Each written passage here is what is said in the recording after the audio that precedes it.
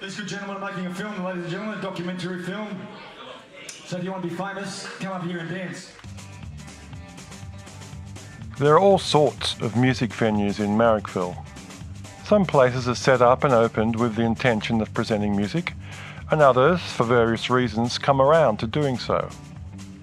The Marrickville Bowling Club opened in 1905. The 7 rinks it provided was the largest number constructed at the outset of any ground in the state. So it has a long and distinguished history of competitive bowling, as the honour boards at the club show. The English game of lawn bowls has a history in Australia beginning in the 1860s. One of the most famous bowlers was the English Admiral Sir Francis Drake, who was mentioned during the Marrickville Club's opening on August 29, 1905, and who persists via this beautiful stained glass window. In the 21st century, bowling clubs in Sydney are an endangered species. When I first started, the club was really struggling. You probably know a lot of bowling clubs struggle. There's a huge drain on the finances with the maintenance of the greens, and competitive bowling has died off in New South Wales especially, and especially in the city. There's been a lot of clubs that have struggled to survive financially. This little club was one of them. So we realised that we had to make some changes if the club was going to survive, and we had to look for new avenues to create revenue that would support the greens, because essentially we're always going to be a bowling club. That's our charter and that's in our constitution.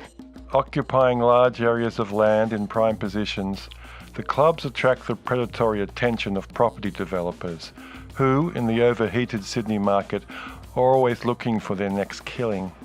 Because in recent years the club has been struggling, so we needed to think outside the square. We're constantly coming up with new ideas. In the Marrickville area, bowlers have taken various paths. Camperdown Bowling Club closed in 2013 and remains empty and unused, although there are plans to resurrect it as a community recreation hub. The Peasham Bowling Club was saved from the developers, becoming a community-run social club, leaving behind its history in competitive bowling and its poker machines. The Marrickville Club has persisted with its founding principles and remained first and foremost a club for bowlers. But this loyalty to bowling requires new thinking. As bowling members dwindle, new sources of revenue are required. A lot of the old bowlers, not all of them are old, quite a few of them are younger, but generally they're here during the days, and when we have events on, if they're not interested in it, they generally go, but for the best part they don't really mind, and I think they are also pretty aware of if you're not progressing like this, you pretty much won't have a club to come and bowl at, so I think they're pretty happy to actually see people in the venue and stuff happening.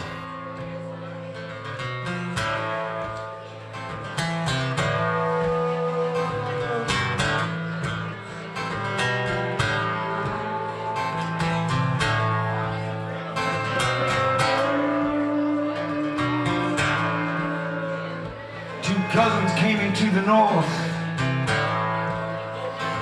scions of the great explorers, escaping from expectation. I used to do a project with some friends of mine, songwriters. We'd go to a remote town in New South Wales. We went to Newsagency, Burke, Dorrigo, places where there'd been a lot of history, and now there wasn't so much history, like some of the ghost towns virtually. But we investigate the history and we write songs about it, and that was from Dorrigo, up on the plateau, New England plateau, where there had been a lot went on in the 18th century, 19th century, settlement, white settlement, a lot of massacres of Aboriginals, and that was particularly about two cousins. They were the son and nephew of William Blaxland, the explorer, and they took land up there. And it was a great story because I read about it in some archive somewhere that they both took a settlement each, a parcel of land, and they called them the land, the stations Pandemonium and Purgatory, and it was like a self-fulfilling prophecy because they both ended up in disastrous circumstances both ended up killed. There was massacres of Aboriginals. They ended up, they couldn't make a living on that land, going up to Queensland and getting killed up there by Aboriginals. So it was a classic Karmate twist. Don't let go. Go on up to Queensland. Let it go, let it go. Before your story ends. Let it go, let it go. Go on up to Queensland. Oh.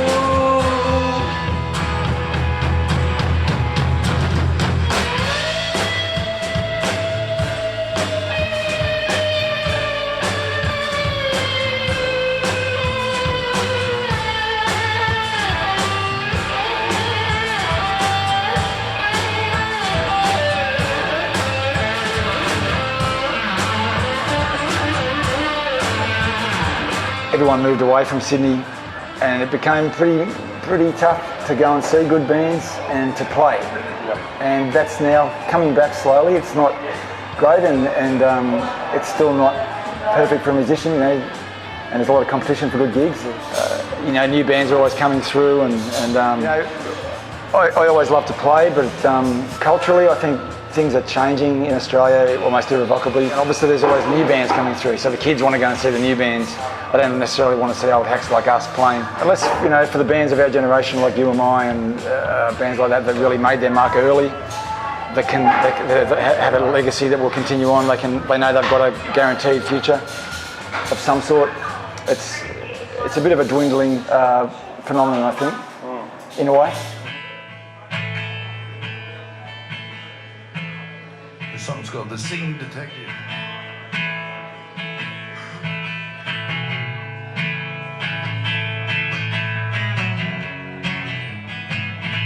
I used to be a spy.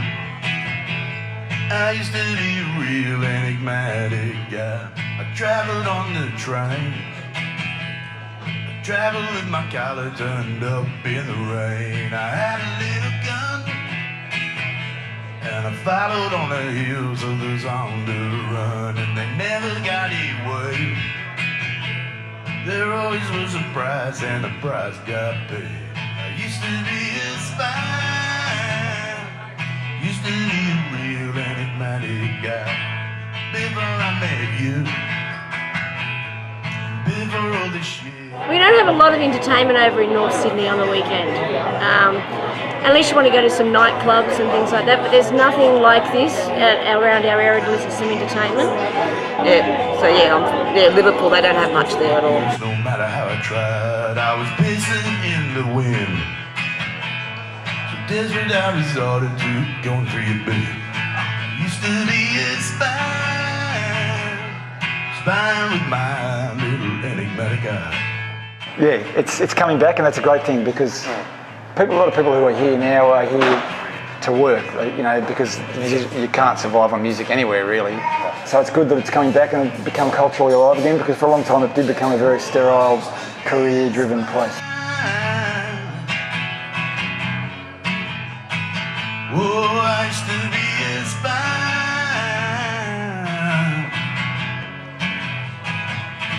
But that was way back when.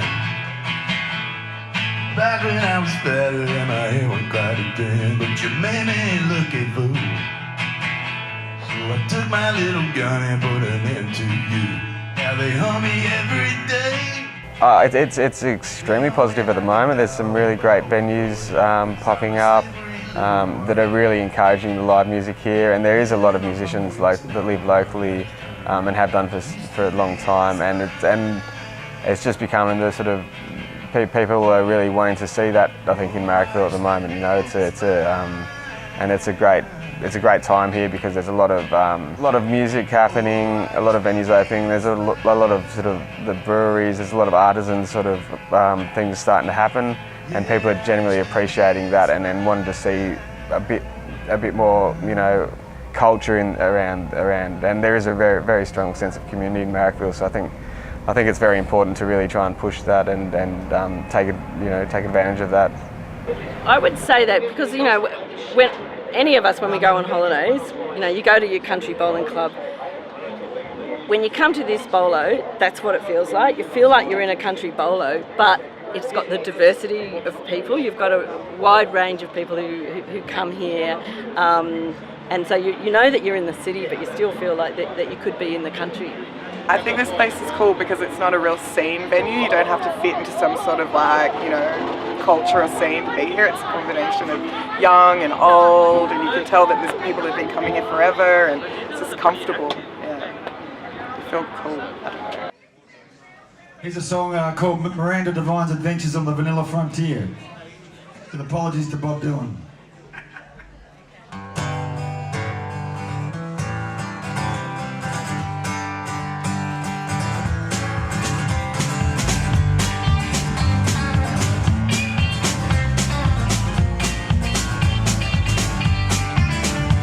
I was flying out of Sydney, it was close to the end of time, when I heard somebody yapping, it was Miranda Devine.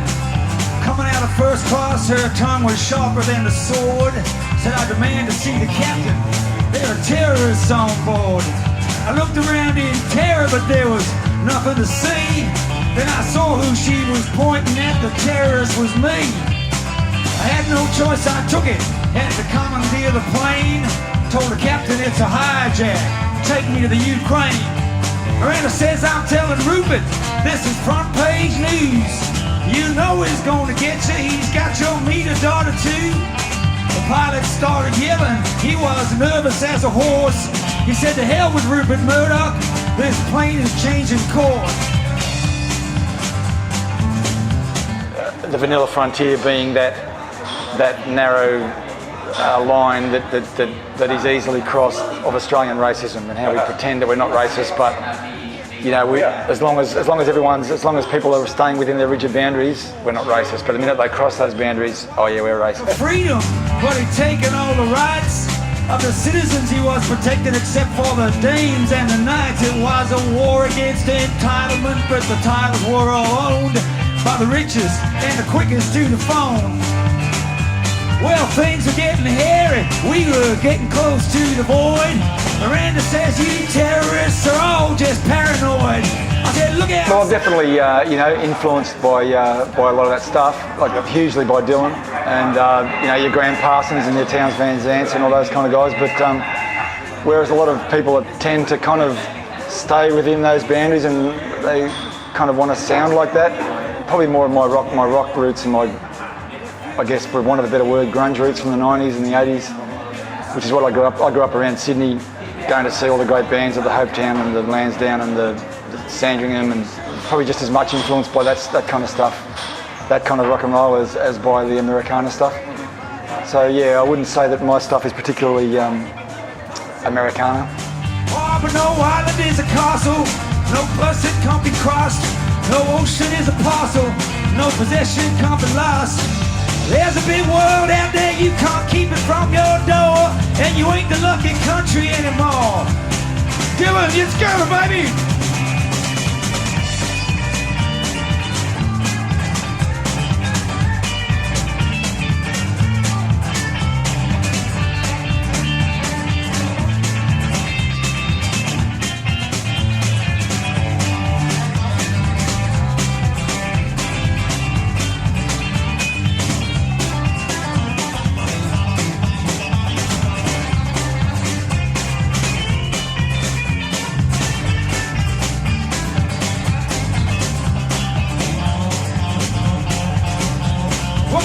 Started screaming, don't you know who I am?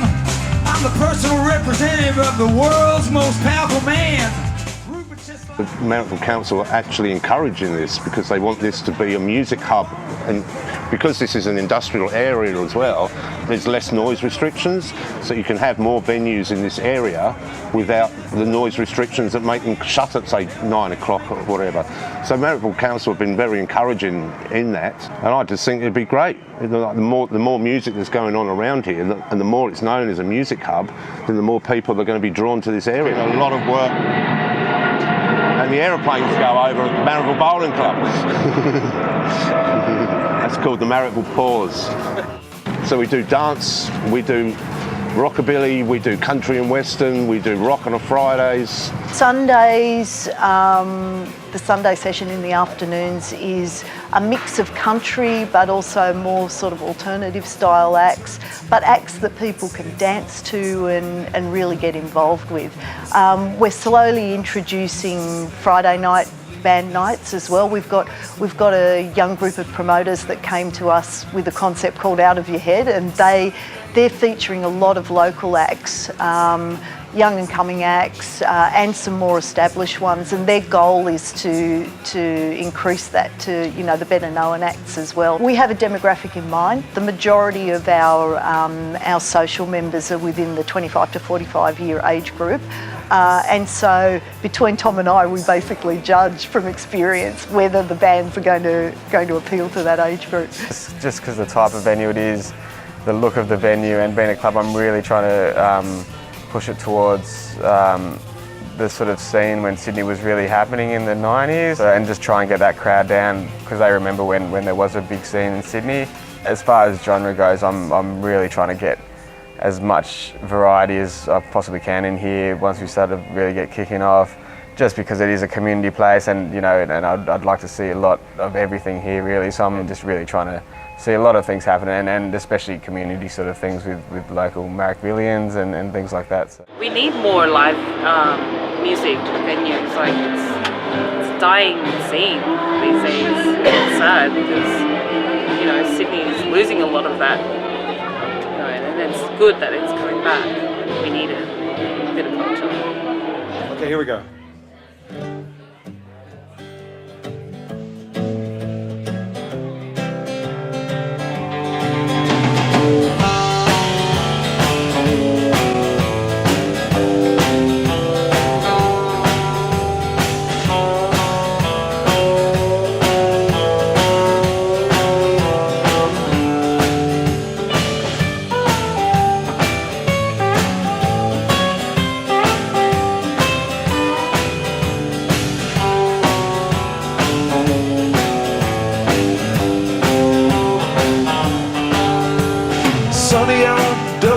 Born a half-hearted parking lot dreams. The world's like a big Dutch oven. We've been living like a can of sardines. Can hear that highway calling, or saying, oh, how we used to be friends. Sunny-eyed, dusty-eyed morning, I can still got the highway sheen. Marrickville's fantastic for live music at the moment, and there's a number of venues out there encouraging it. I think Marrickville has an enormous community attitude, and everyone wants to support live music in the community, and it seems to be that everyone's just got on board with Marrickville Council as well, because they've also been instrumental in helping promote live music as well.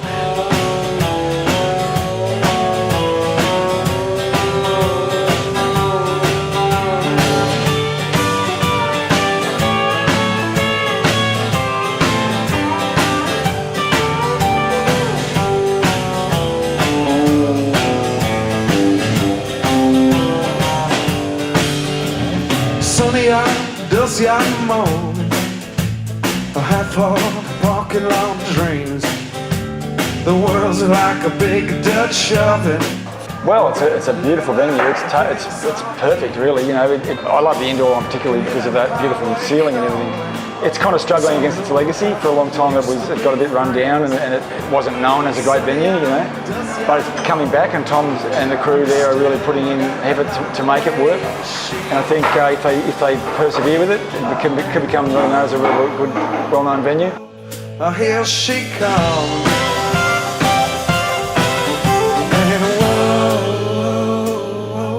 Oh, there she goes. She's the highway queen.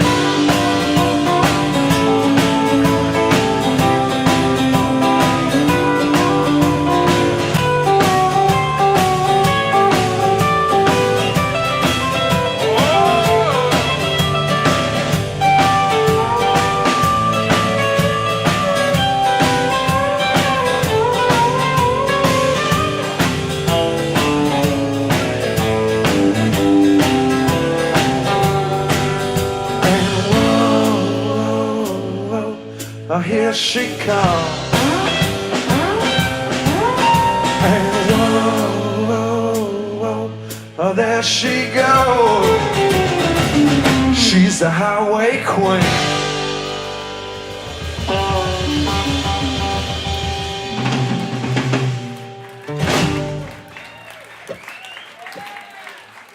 Yeah, dancers. We applied for a grant through Marrickville Council, and they've actually given us a grant to help us refurbish our stage area, which has been a major priority for us. So the grant has just been an enormous help to us in achieving that, and we're really grateful for it. And I love the venue. I think it's just this, you know, understated, family-friendly vibe. It's just very relaxed and, you know, unassuming or whatever. And yeah, it's just casual and it's a lovely way to spend the afternoon. The future's looking pretty bright. This is our first year in a few years that we've turned into profit. Moving on, just got to keep that going. And I think everything that we do is going to help. Just got to keep up the hard work.